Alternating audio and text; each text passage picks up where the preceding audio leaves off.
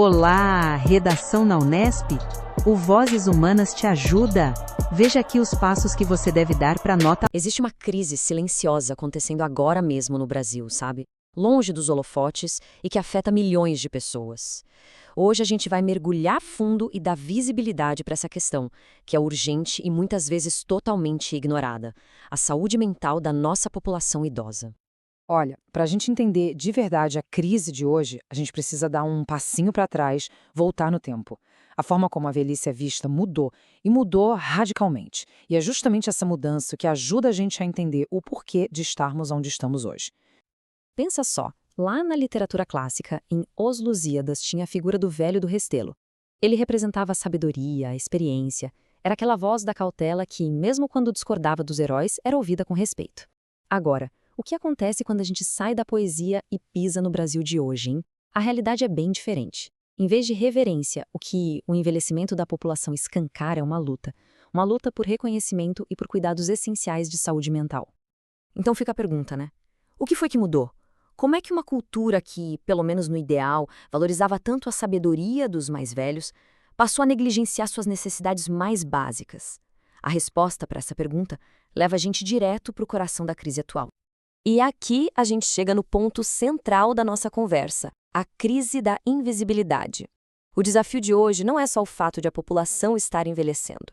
O grande problema é que as dificuldades que essa população enfrenta, principalmente as mentais, continuam escondidas, como se não existissem. E o ponto crucial é este: a negligência. E ela vem de dois lados. Por um lado, a gente tem a falha do Estado em dar o suporte necessário, e por outro, a indiferença da própria sociedade. É a soma desses dois fatores que acaba tornando o problema praticamente invisível. Mas, ok, de onde vem exatamente essa negligência? Para a gente conseguir entender a crise, a gente precisa desmontar as causas dela, sabe? Ver como ela se manifesta no dia a dia, na prática. Essa negligência toda se apoia em dois grandes pilares. O primeiro é a falha do Estado, com a falta de políticas públicas de verdade e de infraestrutura.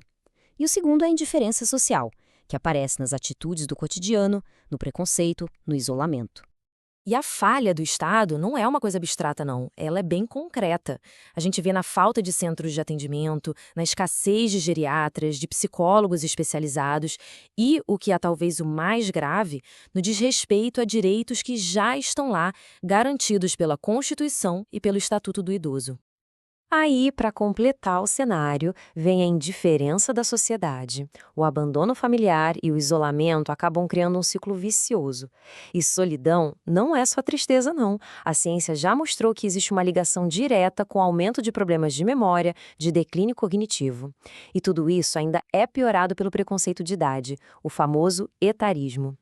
E para não deixar nenhuma dúvida sobre a gravidade disso tudo, olha só esse dado do IBGE. 13% da população entre 60 e 64 anos sofre de depressão.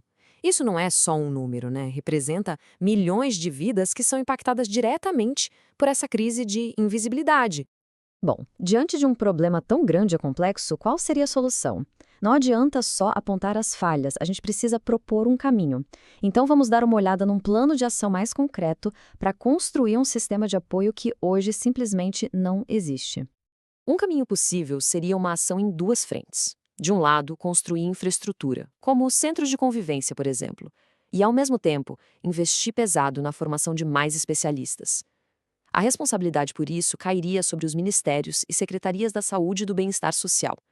A tarefa deles seria, basicamente, direcionar verbas, criar parcerias, tudo isso para, no fim das contas, preencher as lacunas do sistema e garantir qualidade de vida. Mas, olha, soluções de política pública são só uma parte da resposta. Para mudar essa realidade de verdade, existe uma questão cultural, até filosófica, muito mais profunda que a gente precisa encarar como sociedade. A filósofa Simone de Beauvoir, lá na sua obra A Velhice, já tinha sacado isso. A gente vive num sistema que tende a medir o valor de uma pessoa pela capacidade dela de produzir. Então, quando alguém para de trabalhar, parece que o seu valor social diminui junto. Essa visão utilitarista é a raiz de muito do descaso que a gente vê por aí. E para complementar essa ideia, vem o sociólogo Richard Sennett. Ele diz que, para muita gente, a identidade está totalmente ligada ao papel profissional. Nesse contexto, a aposentadoria não é só o fim de uma carreira. pode ser sentida como uma perda da própria identidade. É muito profundo. No final, essa crise da saúde mental dos idosos força a gente a fazer uma pergunta fundamental como sociedade. Como é que a gente mede o valor de uma vida? Será que ele está só na capacidade de produzir? Ou existe um valor que é inerente à pessoa, que vai além do trabalho e da idade? A resposta que a gente der para essa pergunta vai definir não só o tipo. Olá, redação na Unesp? O Vozes Humanas te ajuda. Veja aqui os passos que você deve dar para a nota